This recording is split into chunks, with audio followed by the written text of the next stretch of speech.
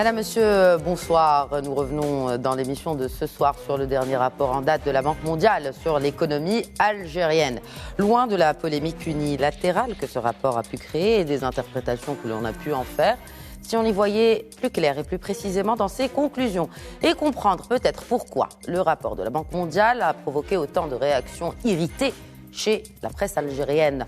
Dans son dernier rapport pays consacré à l'Algérie, l'institution de Bretton Woods a en effet et par des faits pointé la vulnérabilité d'une économie entièrement dépendante des aléas des marchés internationaux des hydrocarbures. Le rapport contesté a en outre mis la lumière sur les sombres perspectives économiques qui accentuent les risques de pauvreté dans ce pays. Étrangement, la Banque centrale d'Algérie, dans son dernier rapport, n'a pas omis de rappeler les effets néfastes de la Covid-19 sur les agrégats macroéconomiques de l'Algérie pour l'exercice écoulé. Et puis, le Fonds monétaire international a également publié un warning aux autorités algériennes, d'un côté sur le poids de la dette publique et de l'autre sur le manque de transparence de l'information financière des entreprises publiques algériennes. C'était dans le cadre d'un rapport de synthèse sur leurs résultats financiers. Pourquoi alors l'agence officielle algérienne accuse-t-elle la Banque mondiale de propagande? Cette dernière a réagi dans une mise au point officielle dont je vous partage un extrait. Nous avons noté avec regret que certains des articles cités ont adopté un langage qui peut avoir dépassé les pensées de leurs auteurs anonymes. Tout inacceptable qu'il soit, il ne serait pas répondu à ces propos, tant nous considérons qu'il ne saurait porter argument ni ne constitue un élément de débat. Fin de citation. Débat ce soir sur ce rapport et sur les perspectives de l'économie algérienne en compagnie de mes deux invités distingués qui se joignent à nous depuis Paris. Tout d'abord par téléphone, Henri-Louis Védier, professeur émérite du groupe HEC Paris, senior fellow au think tank marocain Policy Center for the New South, et par Skype, depuis Paris toujours, Camille Sari, président de l'Institut euro-maghrébin d'études et de prospective. Bonsoir messieurs, merci de vous joindre à nous dans Question d'actu sur Médien TV. Alors, parlons méthodologie d'abord, professeur Védier, parlons méthodologie d'abord avec vous. Bonsoir et bienvenue. Bonsoir. Donc donc on est entre académiciens et journalistes, parlons factuel et méthodologie. Ces rapports donc de la Banque mondiale sont produits 2 fois par an. Comment ces rapports, comment sont-ils élaborés, professeur Védier? Ils sont élaborés selon toujours la même démarche. D'abord, la source des informations vient des États. Et il faut bien noter que dans ce rapport, ce sont les autorités algériennes qui ont fourni les statistiques. Ça, c'est un point très important. Car la Banque mondiale ne travaille pas autrement. Elle va directement aux sources. Et d'ailleurs, c'est une critique qui est quelquefois formulée, car certains États, je ne parle pas du tout de l'Algérie, en l'occurrence, mais certains États fournissent des informations qui peuvent être quelquefois contredites. Mais la démarche est toujours la même, aller à la source de l'information et aller à la source de l'information concernant la Banque centrale marocaine, concernant l'algérienne, concernant le ministère du Commerce extérieur, etc. Donc ça, c'est un premier point. Le deuxième point, c'est que la démarche est toujours aussi une démarche très classique. On fait une analyse sur le temps long et une analyse du temps présent et du temps long. Et là, quand j'ai sous les yeux les statistiques qui sont proposées, on voit que la démarche va de 2017 à 2023. Et je crois que ce qu'il y a particulièrement intéressant dans cette démarche, c'est qu'on voit quelle était l'économie algérienne avant la crise de la Covid-19, ce qu'est l'économie algérienne en temps Covid-19, et surtout, comment évolue l'économie algérienne suite à l'augmentation spectaculaire du prix du gaz et du pétrole. Donc je crois que dans la démarche, on peut guère critiquer cette démarche. Très bien. Alors, Camille Sari, je rappelle que vous êtes président de l'Institut euro-maghrébin d'études et de prospective. Donc, vous êtes amené, n'est-ce pas, à analyser, à suivre de près toutes les publications officielles d'institutions mondiale. Je rappelle que la Banque mondiale est une institution quand même qui date depuis quelques années maintenant, avec la crédibilité qui est associée à ce genre d'institution, sans oublier bien sûr qu'elle compte 186 États membres, dont l'Algérie. Pourquoi, selon cette agence de presse algérienne, la Banque mondiale, je cite, est sortie de son cadre d'institution financière internationale pour se transformer en un outil de manipulation et de propagande. Fin de citation. Bon, ce sont quand même des accusations graves. Sur quelle base ? Oui, en fait, justement, la Banque mondiale ne fait que prendre acte d'un certain nombre d'éléments qui sont fournis par les autorités algériennes. Moi-même, j'ai eu l'occasion, j'étais dans le bureau de l'ancien gouverneur de la Banque centrale algérienne et il était en communication téléphonique avec des représentants du FMI à l'époque. Et il fait la même chose avec c'était Monsieur Laksasi. Et il faut dire aussi que la Banque mondiale, comme le FMI, sont nés des accords de Bretton Woods en 1944. Ils ont pour objectif de soutenir, en fait, à la limite, c'est des points d'appui au gouvernement en difficulté. Ils ont pas intérêt à assombrir un tableau où ils ont pas intérêt. On peut critiquer. Moi, j'ai écrit beaucoup sur le FMI et j'ai fait plusieurs interventions médiatiques connues. Le FMI, on peut lui reprocher, ou la Banque mondiale, quelques orientations, mais on ne peut pas le reprocher le diagnostic. Quand ils font un diagnostic, ils s'appuient sur une littérature très vaste, sur les rapports et les statistiques fournies par le gouvernement algérien. Et ce qu'ils disent, c'est tout à fait ce que nous avons dit depuis des décennies. Je ne dis pas des années, des décennies. J'ai publié plusieurs livres et dans les livres de notre institut, nous avons consacré beaucoup de travaux. Ce diagnostic, il est partagé, curieusement, par plusieurs grands économistes algériens, dont mon ami Abdelrahman Mebtoul, avec qui on a publié deux ouvrages collectifs importants sur l'intégration maghrébine et sur les institutions maghrébines. Et justement, souvent, je pense que la Banque mondiale, comme le FMI, prennent beaucoup de gants, prennent beaucoup enveloppe la réalité. C'est pas du cru, c'est pas du dru, c'est vraiment bien analysé. Et il suffit pas la vérité et la réalité ne peut pas s'effacer par la critique en disant telle institution, tel rapport ne nous plaît pas. Malheureusement, l'économie algérienne s'enfonce de plus en plus et elle va continuer à s'enfoncer. Même si les prix du pétrole sont en forte hausse, mais moi j'ai souligné à maintes reprises que cette économie algérienne dépend à 98% des hydrocarbures, essentiellement le gaz, moins le pétrole, mais qui suit les cours du pétrole déterminé sur les marchés, les bourses de Chicago et ailleurs. Et que c'est vraiment un danger, qu'il faut diversifier.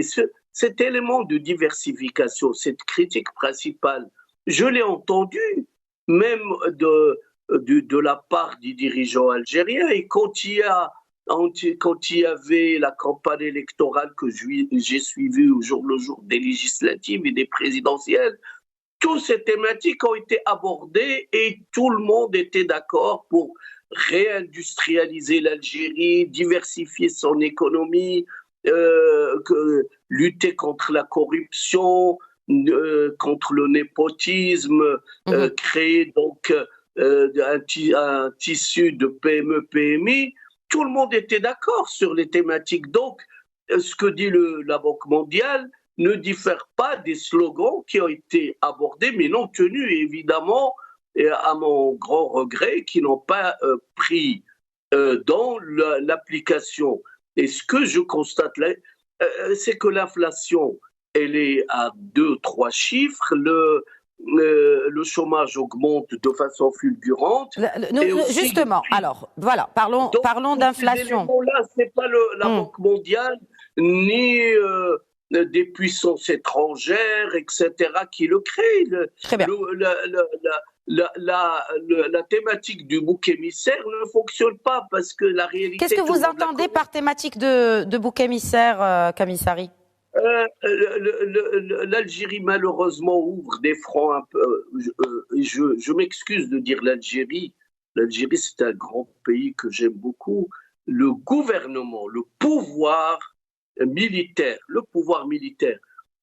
et je souligne militaire, je l'ai toujours dit, il y avait un équilibre qui était pas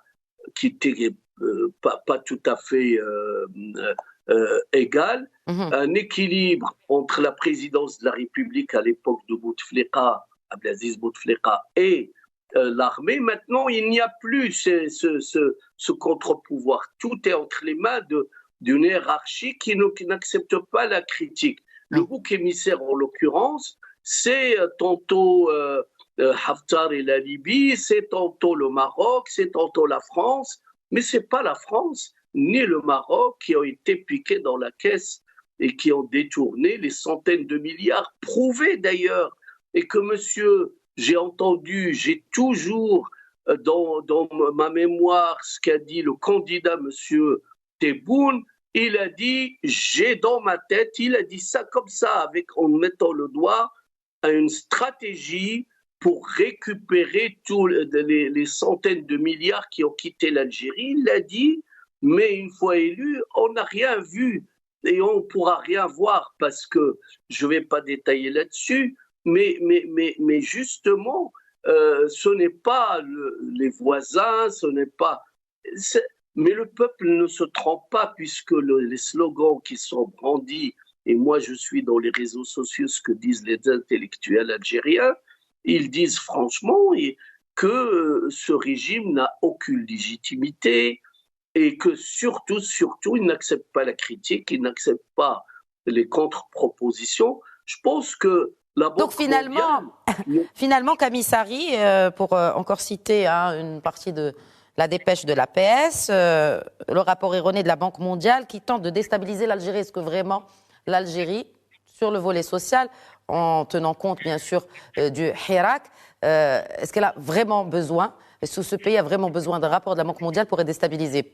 Si toutefois ces allégations fausses sont prises en compte. Vous savez, en 2011, j'ai écrit un livre qui s'appelle Algérie-Maroc, quelle convergence économique, et je l'ai présenté dans plusieurs grandes villes algériennes. Et ce qui m'a frappé, il y avait des agents de la sécurité algérienne qui étaient là. Ils n'ont pas montré évidemment leur carte. Et ils expliquaient que l'Algérie est assiégée, que l'Algérie est encerclée, que l'Algérie, elle est la cible de puissance, etc.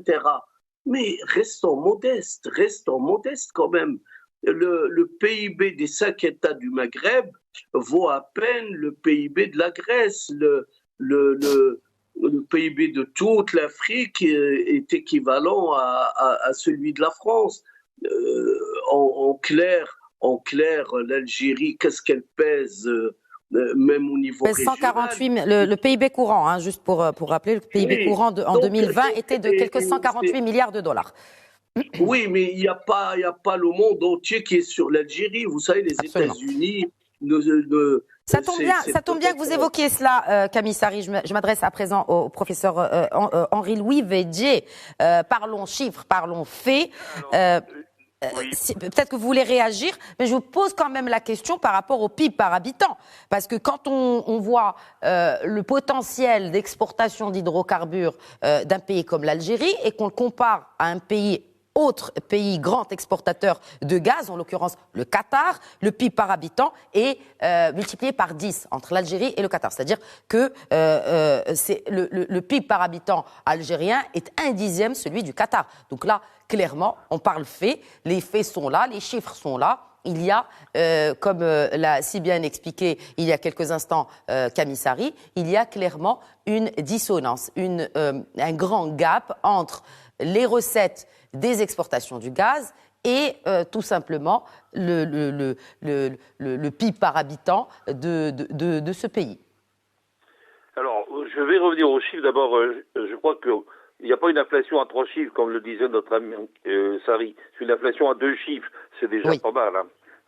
Parce que on dépasse pas 10%. On est sur une base de 0,5, 0,8%. Hein, 5, 6, 8%. Donc ça, c'est un premier. Non, moi, je prends les critères. L'inflation qui est publiée dans le rapport de la Banque mondiale que j'ai sous les yeux, indice des prix à la consommation, c'est 5-6%, 6%, 8%. 6%. Elle est montée, professeur Védier, oui, vous dites, c'est les chiffres aussi du FMI. L'inflation est galopante, hein, cela dit. FMI, sur la base des chiffres de la Banque d'Algérie, le taux a atteint en octobre 2020 9,2% d'inflation. Oui, mais on est toujours à 2 chiffres. Absolument. Parce que 3 chiffres, c'est quand même autre chose. 3 chiffres, c'est 100%, c'est voilà. Bon, oui. C'est un détail. Voilà. Alors, qui n'en est pas des moindres.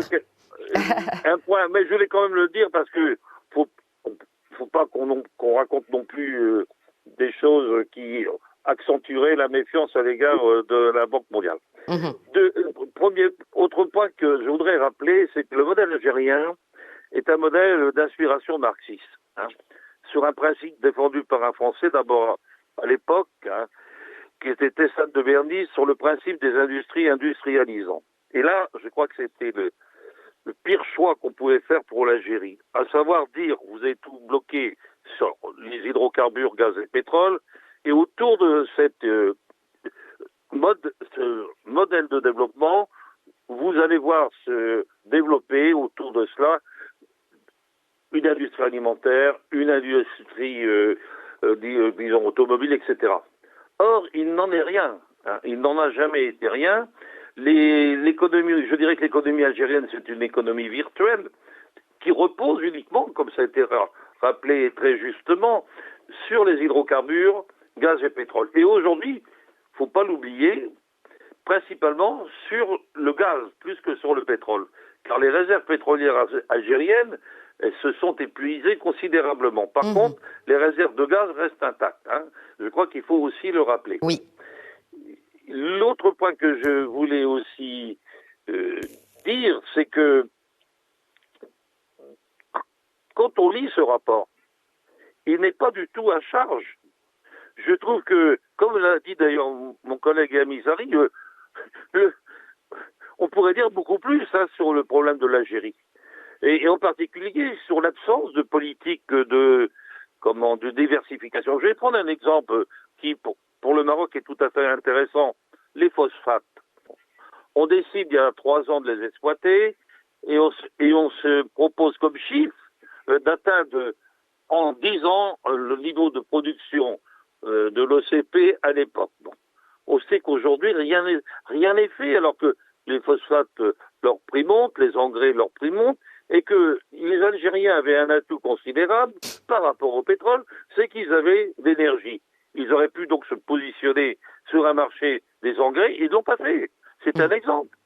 Quand on sait par exemple aussi qu'ils importent de l'agroalimentaire, des tomates ou des choses comme ça, c'est pas des tomates mais des agroalimentaires, c'est quand même consternant. Donc moi je crois que tout cela, le rapport ne le dit pas clairement. Je trouve que le rapport, il est pas du tout, il n'accable pas l'Algérie, il dit la situation réelle de ce pays qui n'a pas choisi la voie de la diversification, bien sûr aussi qui est extrêmement centralisé.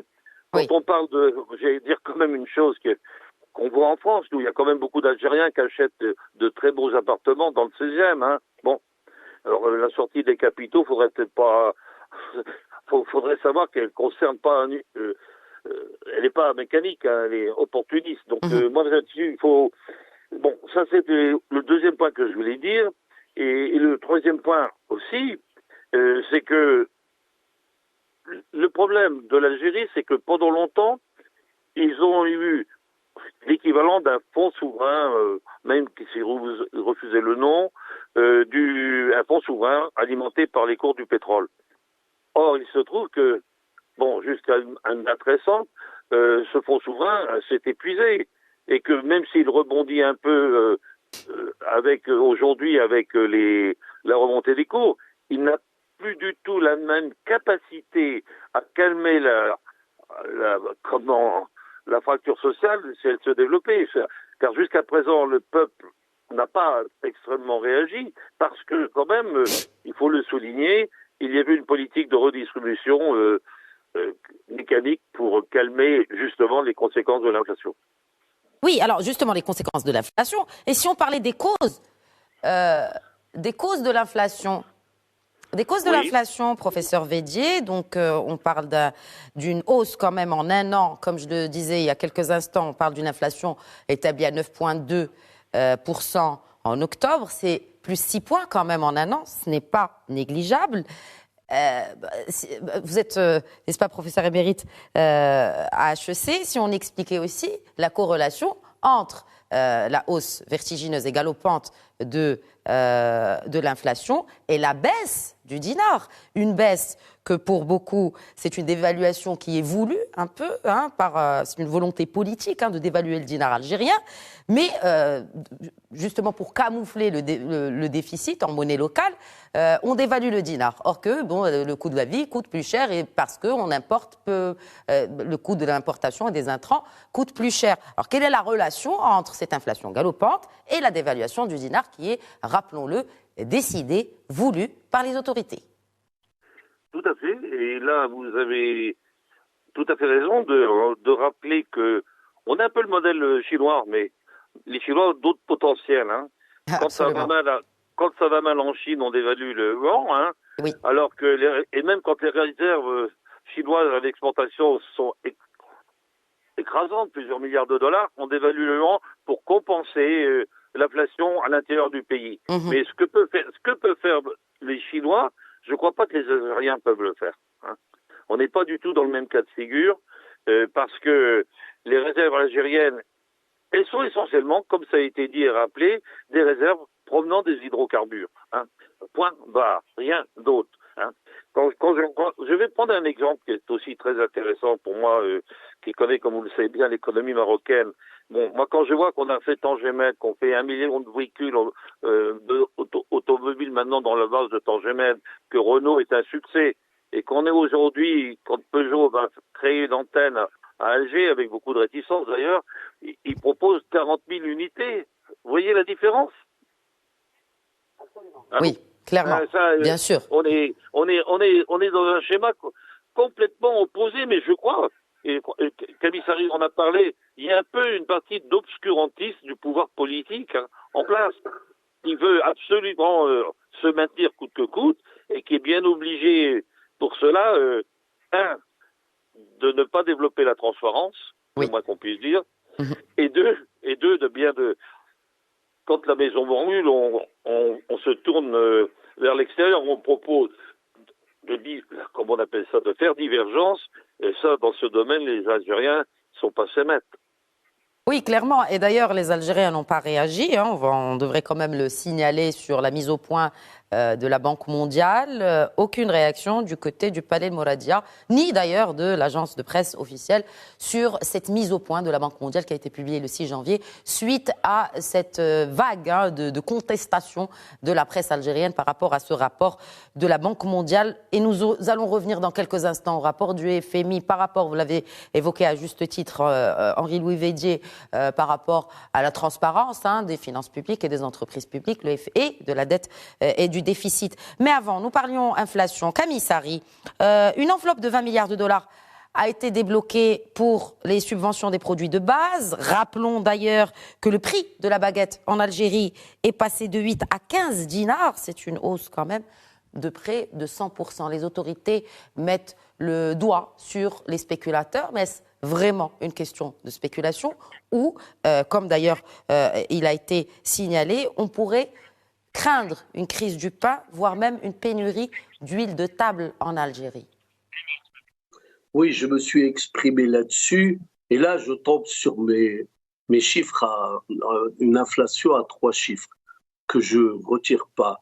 Pourquoi? Parce que toutes les statistiques données par les autorités algériennes sont tout à fait erronées. Je suis bien placé pour le savoir. J'étais dans les bureaux, dans les locaux de la Banque d'Algérie quand le FMI était là et j'ai entendu une conversation de dire il ne faut pas donner les bons chiffres. Je vous donne un chiffre simple. Le taux de chômage en Algérie a toujours été officiel de 9%. 9%, alors qu'en Grèce, il était de 30%, qu'on m'explique comment un pays comme la Grèce, et puis l'Espagne avait 25%. Bref, concernant l'inflation, et là, on le voit, parce qu'il faut regarder les chiffres les étals, c'est les fruits, les légumes, tout ce qui est fruits de mer, poissons, enfin, tous les produits de base qui constituent 80% du panier de la ménagère. Parce que, évidemment, quand on met le portable, les DVD, etc., on mélange tout, mais le taux ça ne peut pas être autrement que des taux d'inflation à 2-3 chiffres. Ça ne peut pas être autrement. Pourquoi? Parce que, premièrement, le dinar il n'a pas été dévalué parce qu'il faut rester dans les bons termes. Il a été déprécié sur le long terme. Quand j'étais la première fois en Algérie en 1986... Quelle est la différence entre dévaluation et dépréciation? Oui. C'est la même chose quand on parle de monnaie, Kamisari. Non, pas du tout. Non, nous sommes Pourquoi? Moi, c'est ma spécialité. Pourquoi pas? Alors, expliquez-nous. Je vais vous expliquer.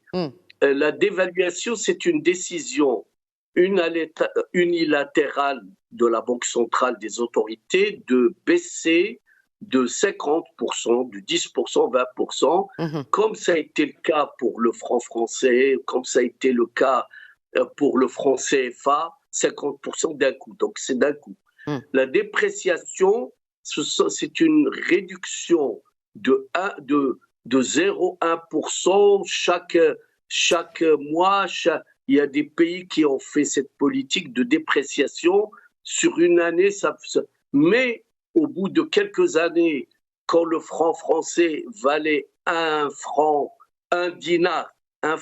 valait un dinar en 1986, nous savons très bien maintenant que 1 euro, il vaut 200, et je ne parle même pas du marché parallèle. Il faut savoir aussi, il faut avoir une lecture, c'est pas de lire quelques articles, quelques rapports et venir parler de l'économie algérienne. Il faut la connaître de l'intérieur. Moi, j'ai été dans le marché parallèle des devises. C'est ce marché-là que j'ai beaucoup analysé.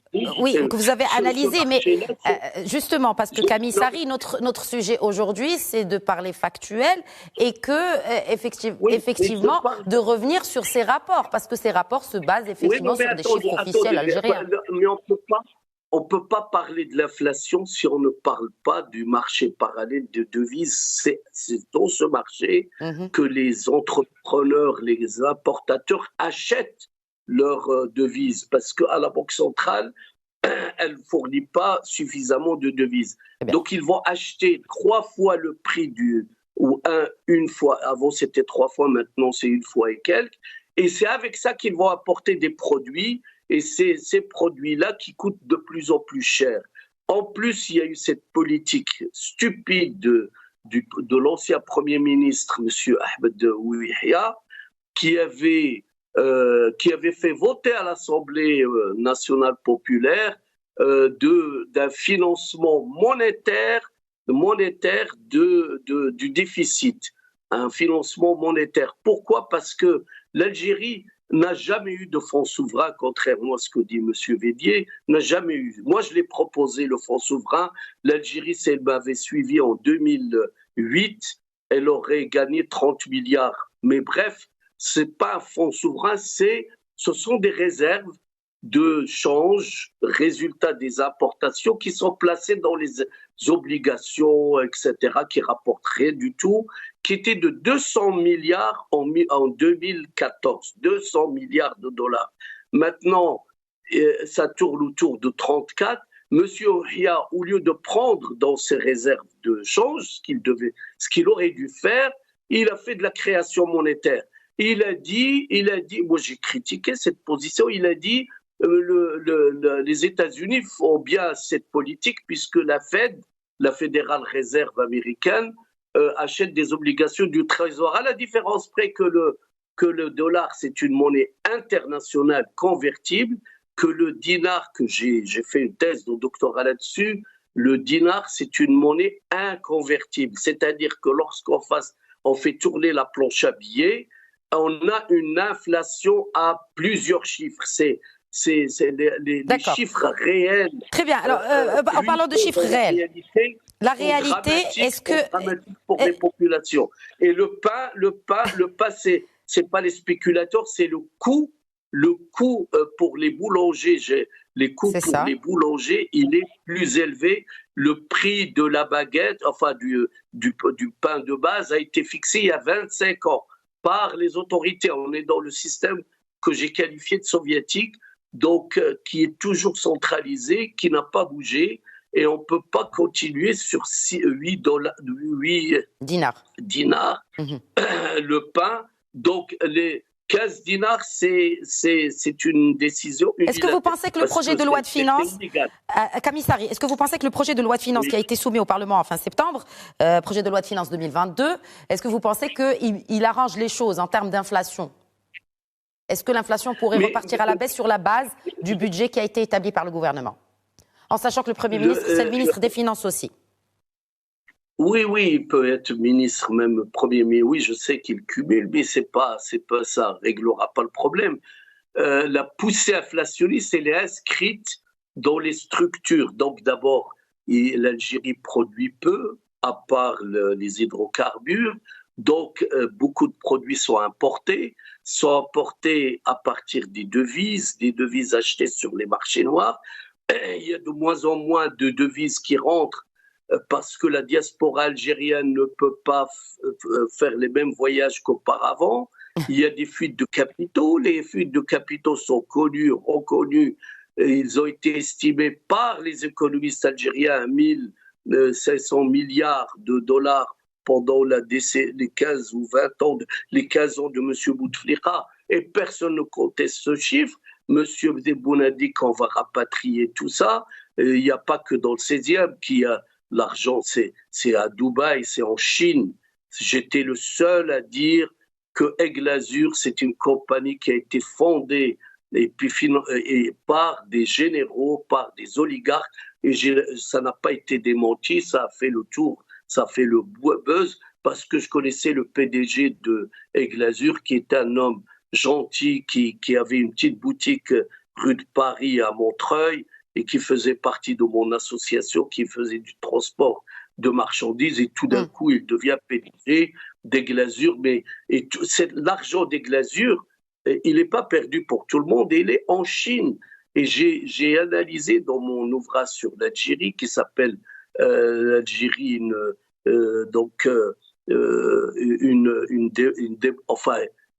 une chute inéluctable, justement parce qu'il y a cette fuite de capitaux. L'Algérie a un potentiel énorme, et je rajoute que la démographie algérienne joue contre l'économie actuelle, dans la mesure où, d'après Abdelrahman Mebtoul, d'après tous les grands économistes algériens, à un moment donné, en 2030, l'Algérie va compter 50 millions d'Algériens, sachant que la politique de subvention du gaz fait qu'il y a du gaz partout, dans tous les appartements, et que l'Algérie va devenir consommatrice de gaz au lieu d'être exportatrice de gaz. Le danger, il est là, justement. C'est pour ça que nous avons tiré la sonnette d'alarme en disant il faut diversifier. et avec des propositions. C'est ce que font aussi les institutions internationales. Très bien. Henri-Louis Védier.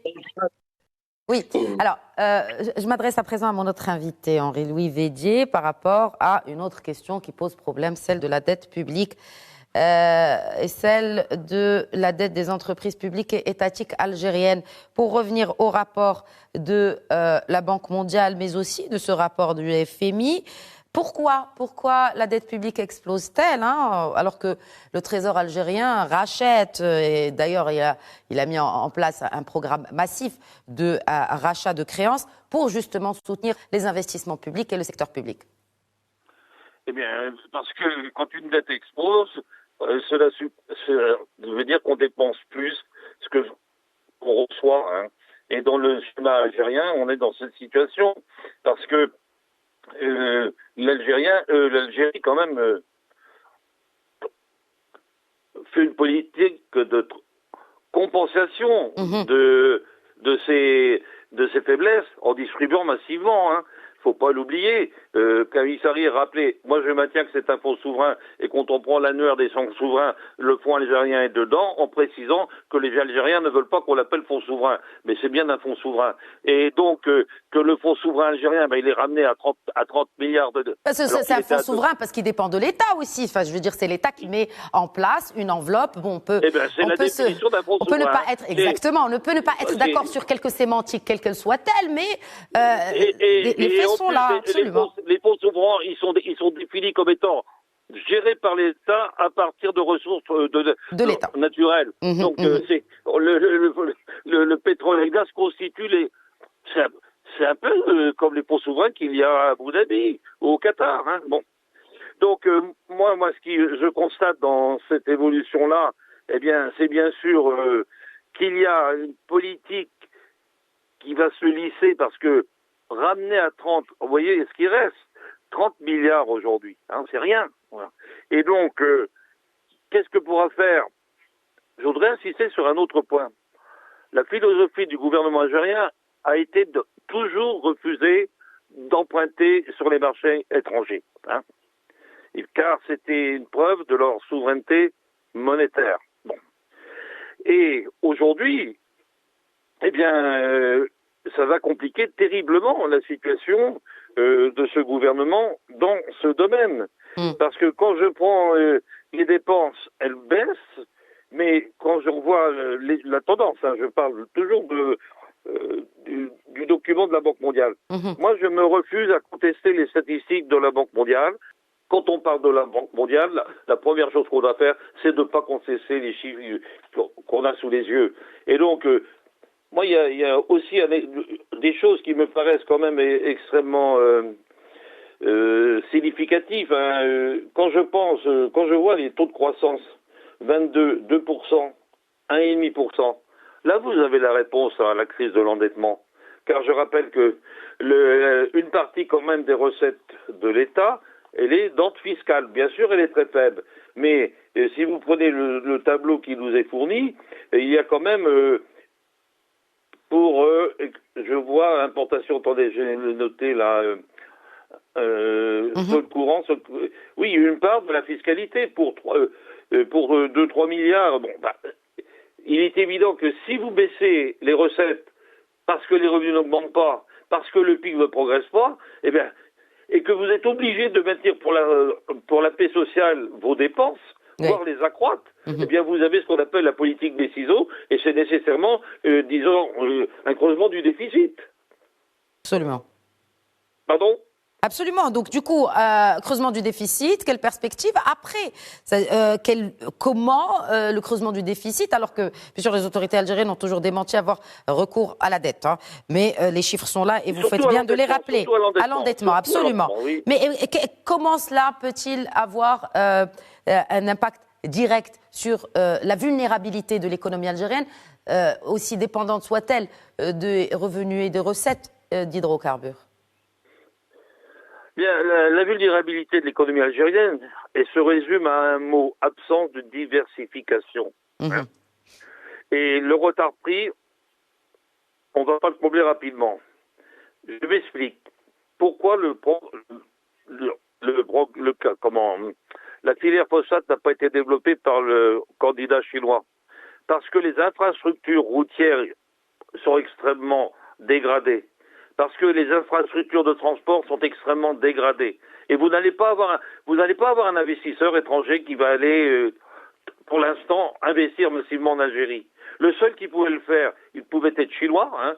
Et le chinois, il a montré à travers les phosphates, qui était pourtant porteur, qui se désengageait de ce terrain, parce que l'environnement des infrastructures, l'environnement de l'économie générale ne prête pas à l'investissement. Très bien. Bon, Camille Sari, on parle avenir, on parle aussi de diversification de l'économie algérienne. C'est un projet, hein. J'ai envie de dire, c'est un projet qui est né, qui a été remis sur la table du gouvernement sortant, du nouveau gouvernement. On rappellera aussi le plan d'action du gouvernement qui a pour ambition justement de transiter vers un modèle économique différent de celui qui est en place depuis plusieurs décennies, et notamment tiré par le secteur privé. On en est où? Il y a eu 150 recommandations et beaucoup d'autres chiffres, dont 13 propositions pour ne citer que cela. Est-ce que vous sentez qu'il y a une réelle volonté d'action? Que la volonté, effectivement, de recommandation et de proposition, elle est là. Mais est-ce qu'il y a une volonté d'action du gouvernement algérien de réellement diversifier cette économie? Si oui, citez-nous quelques exemples concrets. En réalité, la politique de diversification n'est jamais née. Elle est dans nos esprits, dans les esprits de ceux qui travaillent sur l'économie algérienne au quotidien, mais il n'y a même pas les bribes d'un début de politique de diversification. Évidemment, la diversification ne se résume pas au phosphate. Le phosphate, c'est epsilon pour l'économie algérienne. Moi, je me souviens des années 80, en 86-87, la première fois que j'ai participer à la Foire internationale d'Alger. Il y avait des grandes entreprises algériennes, des entreprises qui s'appelaient PMA, les véhicules, et puis outillage agricole, il y avait SNVI, véhicules industriels, il y a des grandes sociétés, je ne vais pas les nommer toutes, et ils ont périclité. L'Algérie devait compter à l'époque pas loin de 35% de l'industrie en tant que part au niveau du PIB. Maintenant, elle tourne autour de 5%. 5%, c'est dérisoire. L'agriculture est restée dans le schéma des coopératives, même si maintenant tout est privatisé, mais elle est, il n'y a pas, ça c'est un exemple qui pourrait être. Et là-dessus, j'ai vu des reportages à la télévision algérienne, c'est même une demande de la part des agriculteurs, c'est d'avoir une politique de transformation des produits agricoles, c'est-à-dire de transformation sur place. Il y a beaucoup de gaspillage parce que le transfert de ces productions qui viennent de terre, ils n'arrivent pas à quitter leur zone géographique. Les énergies renouvelables, ils en ont parlé, reparlé, il n'y a rien qui se passe. Et une vraie politique industrielle, elle ne peut pas avoir lieu sans une vraie démocratie. Là, c'est la démocratie. Mais la démocratie, ça veut dire quoi? Ça veut dire que les relations entre les entreprises, l'administration, soient des relations de coopération, de collaboration. Là aussi, j'ai entendu M. Tebboune qui dit « nous allons tout changer ». Mais ça fait longtemps que j'entends ce discours et il y a toujours cette bureaucratie dont souffrent les PME. J'ai fait partie de ceux qui ont collaboré, travaillé avec la fédération des PME, avec M. Bensassi, et qui ont essayé, c'était des gens inventifs, mais ils n'ont pas été encouragés. Vous savez, il y avait des industriels du textile, il y avait des industriels du cuir, il y avait des industriels... Il y avait une dynamique de privé, de secteur privé. Le Qui n'est plus là. secteur privé, il a été laminé en 1987-88 parce que l'Algérie ne voulait pas rééchelonner sa dette et aller sous les fourches codines de FMI. Ils avaient remboursé rubis sur ongle, c'est-à-dire tout ce qui était exporté, au lieu de servir pour importer des produits semi-finis industriels, ils ont remboursé la dette pour ne pas.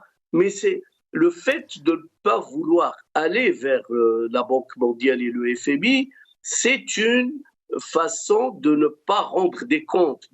Alors justement, voilà, très bien, Camille Sari, merci pour la transition.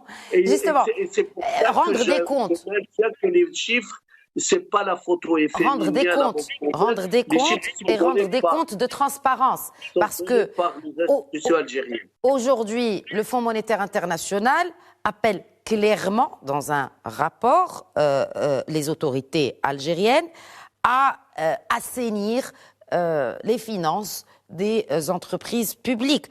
Le fonds appelle les autorités algériennes à améliorer l'information financière, la transparence des entreprises publiques, même à exprimer l'inquiétude au sujet de la gestion des investissements publics en Algérie, appelant les autorités à rationaliser les dépenses d'investissement. Henri-Louis Védier, comment peut-on parler de politique de transformation sans politique d'abord de transparence? Alors, moi, il y a plusieurs choses que je voudrais dire, rebondissant sur ce que vous venez de dire. En fait, les Algériens, je dirais, moi, ils se foutent des propositions du FMI, car par définition, ils ne veulent pas d'aide du FMI. Donc, ils ne se sentent pas du tout engagés par ce que dit le FMI. Au contraire, ça sera un argument. Mais ils sont engagés puisqu'ils sont membres. Non, ils sont membres, mais ils ne veulent pas d'endettement. Et justement, mais vous savez, je crois qu'ils sont aussi membres du conseil d'administration de la Banque mondiale. Absolument. Ça ne les empêche pas de critiquer la Banque mondiale. Mais je dirais que dans le cadre du FMI, les politiques, quand le FMI propose une politique d'austérité, elle est accompagnée disons, de prêts.